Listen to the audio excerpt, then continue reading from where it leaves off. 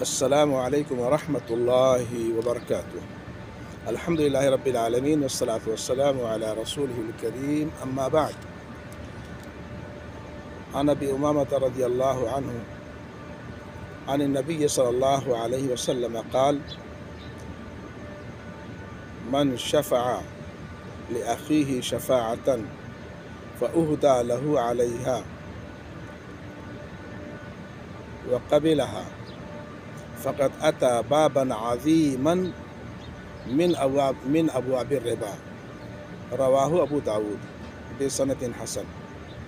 معزز سامعین ناظرین، ابو داود شریف کی حدیث ہے۔ حضرت ابو امامہ رضی اللہ تعالیٰ عنہ بیان کرتے ہیں کہ اللہ کے رسول صلی اللہ علیہ وسلم نے ارشاد فرمایا کہ جس کسی نے اپنے کسی بھائی کی سفارش کی اور اس کے بدلے میں اس سفارشی کو ہدیہ اور گفٹ دیا گیا، اس نے اس کو قبول کر لیا، تو وہ سود کے دروازوں میں سے ایک بڑے دروازے میں داخل ہو گیا۔ اللہ رب العالمین سے دعا ہے کہ اللہ تعالی ہم سب کو اس سے بچائے۔ والسلام علیکم ورحمۃ اللہ وبرکاتہ۔